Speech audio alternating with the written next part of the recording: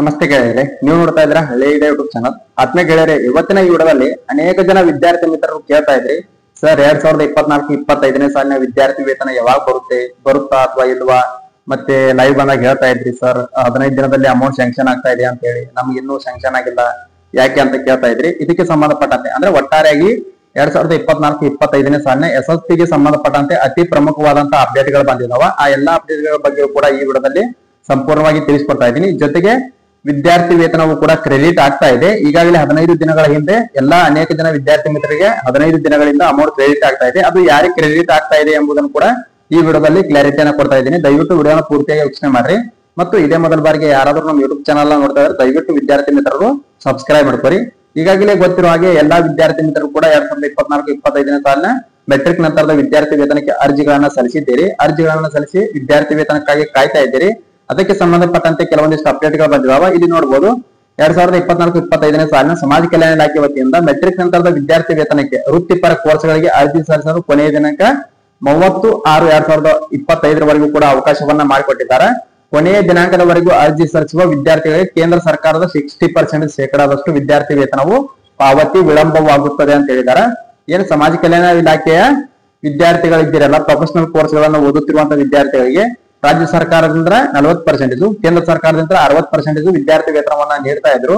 ಅದಕ್ಕೆ ಸಂಬಂಧಪಟ್ಟಂತೆ ಈಗ ಯಾರು ಲೇಟ್ ಮಾಡಿ ಅರ್ಜಿಗಳನ್ನ ಹಾಕ್ತೀರಿ, ಯಾರು ತಡವಾಗಿ ಅರ್ಜಿಗಳನ್ನ ಹಾಕ್ತೀರಿ, ಅಂತಹ ವಿದ್ಯಾರ್ಥಿಗಳಿಗೆ ರಾಜ್ಯ ಸರ್ಕಾರದಿಂದ ಬರುವಂತಹ ವಿದ್ಯಾರ್ಥಿ ವೇತನ 40% ಬಂದು ಜಮಾ ಆಗುತ್ತೆ. ಆದರೆ 60% ಕೇಂದ್ರದಿಂದ ಬರುವಂತಹ ವಿದ್ಯಾರ್ಥಿ ವೇತನ ಸ್ವಲ್ಪ ವಿಳಂಬ ಆಗುತ್ತೆ, ಅಂದ್ರೆ ಸ್ವಲ್ಪ ಲೇಟ್ ಆಗುತ್ತೆ. ಅಲ್ಲಿವರೆಗೂ ಕೂಡ ನೀವು ಕಾಯ್ಬೇಕಾಗುತ್ತೆ ಅಂತ ಹೇಳಿ ಕ್ಲಿಯರ್ ಕಟ್ ಆಗಿ ಮೆನ್ಷನ್ ಮಾಡಿದ್ದಾರೆ.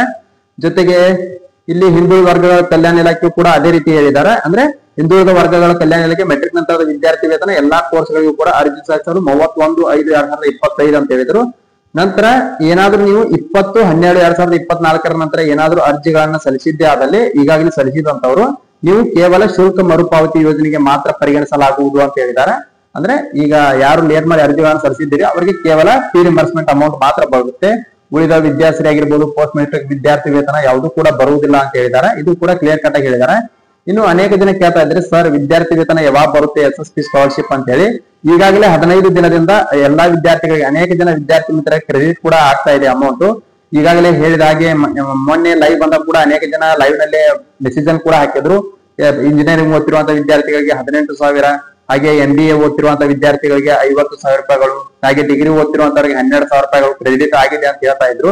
ಅದು ಯಾರಿಗೆ ಕ್ರೆಡಿಟ್ ಆಗಿದೆ ಅಂತ ನೋಡುವುದಾದ್ರೆ, ಯಾರದು ಪೋಸ್ಟ್ DBT 3ನೇ ಲೆವೆಲ್ ಅಲ್ಲಿ ಇದೆಯಲ್ಲ, 3ನೇ ಲೆವೆಲ್ ಮುಗಿದಿದೆಯಲ್ಲ, DDO ಅಪ್ರೂವ್ಡ್ ಬೈ ಎಸ್ ಅಂತ ಆಗಿ ಯಾರ್ದು 3ನೇ ಲೆವೆಲ್ ಅಲ್ಲಿ ವೇಟಿಂಗ್ ನಲ್ಲಿ ಇತ್ತಲ್ಲ, 3 ಅಥವಾ 4ನೇ ಲೆವೆಲ್ ಅಲ್ಲಿ, ಅಂತಹ ವಿದ್ಯಾರ್ಥಿಗಳು ಮಾತ್ರ ಸ್ಟೇಟಸ್ ಅಲ್ಲಿ ಬದಲಾವಣೆ ಆಗಿ ಅವರಿಗೆ ಅಮೌಂಟ್ ಅನ್ನ ಕ್ರೆಡಿಟ್ ಮಾಡ್ತಾ ಇದ್ದಾರೆ. ಅದು ಯಾಕೆ ಅಂತ ಗೊತ್ತಿಲ್ಲ, ಏನ್ ಅಮೌಂಟ್ ಕಡಿಮೆ ಬಂದಿದೆ ಹೇಗೋ ಏನೋ ಗೊತ್ತಿಲ್ಲ. ಆದ್ರೆ ಯಾರ್ದು 4th ಲೆವೆಲ್ 3rd ಲೆವೆಲ್ ಅಲ್ಲಿ ಇದೆಯಲ್ಲ, ಅಂತಹ ವಿದ್ಯಾರ್ಥಿಗಳದ್ದು ಮಾತ್ರ ಅಪ್ಡೇಟ್ ಆಗ್ತಾ ಇದೆ. 100% ಆಗಿ ಹೇಳ್ತಾ ಇದ್ದೀನಿ, ಅಮೌಂಟ್ ಕೂಡ ಕ್ರೆಡಿಟ್ ಆಗ್ತಾ ಇದೆ. ಉಳಿದ ಫಸ್ಟ್ ಲೆವೆಲ್, ಸೆಕೆಂಡ್ ಲೆವೆಲ್ ಇನ್ನು ಯಾರು ವೆರಿಫಿಕೇಶನ್ ಆಗಿಲ್ಲಲ್ಲ, ಅಂತಹ ವಿದ್ಯಾರ್ಥಿಗಳದ್ದು ಇನ್ನು ಸ್ವಲ್ಪ ಡಿಲೇ ಆಗುತ್ತೆ ಅಂತ ಹೇಳ್ಬೋದು. ಇನ್ನು ಜೂನ್ 15ರ ಒಳಗಾಗಿ ಪ್ರತಿ ವಿದ್ಯಾರ್ಥಿ ಕೂಡ ವಿದ್ಯಾರ್ಥಿ ವೇತನವನ್ನ ಸ್ಯಾಂಕ್ಷನ್ ಮಾಡಿ ಅಮೌಂಟ್ ಅನ್ನು ಕೂಡ ಹಾಕ್ತೀವಿ ಅಂತ ಹೇಳಿ ಕ್ಲಿಯರ್ ಕಟ್ ಆಗಿ ಹೇಳಿದ್ದಾರೆ. ಜೂನ್ 15ನೇ ತಾರೀಕು ಒಳಗಾಗಿ ಪ್ರತಿ ವಿದ್ಯಾರ್ಥಿಗೂ ಕೂಡ 2024-25ನೇ ಸಾಲಿನ ವಿದ್ಯಾರ್ಥಿ ವೇತನ ಜಮಾ ಆಗುತ್ತೆ. ಯಾರ್ದು ಪೋಸ್ಟ್ DBT ಎಸ್ ನೋ ಅಂತ ಇತ್ತಲ್ಲ ಅಂತವ್ರದ್ದು ಮಾತ್ರ, ಅಂದ್ರೆ 3rd ಲೆವೆಲ್ ಯಾರು ವೆರಿಫೈ ಆಗಿದೆಲ್ಲ, 4th ಲೆವೆಲ್ ಅಲ್ಲಿ ಯಾವ ವಿದ್ಯಾರ್ಥಿಗಳು ವೇಟಿಂಗ್ ನಲ್ಲಿ ಇತ್ತಲ್ಲ ಅಂತ ವಿದ್ಯಾರ್ಥಿಗಳಿಗೆ ಮಾತ್ರ ವಿದ್ಯಾರ್ಥಿ ವೇತನ ಜಮಾ ಆಗ್ತಾ ಇದೆ. ಇನ್ನು ಫಸ್ಟ್ ಲೆವೆಲ್, ಸೆಕೆಂಡ್ ಲೆವೆಲ್ ಇದ್ದಂತವ್ರದ್ದು ಸ್ಟೇಟಸ್ ನಲ್ಲಿ ಯಾವುದೇ ರೀತಿಯಾದಂತಹ ಬದಲಾವಣೆ ಆಗ್ತಾ ಇಲ್ಲ. ಇನ್ನು ಜೂನ್ 15ನೇ ತಾರೀಕಿನ ಒಳಗಾಗಿ ಪ್ರತಿ ವಿದ್ಯಾರ್ಥಿಗೂ ಕೂಡ ಎಲ್ಲಾ ರೀತಿಯಾದಂತಹ ಬದಲಾವಣೆ ಆಗುತ್ತೆ ಅಂತ ಹೇಳಿದ್ದಾರೆ.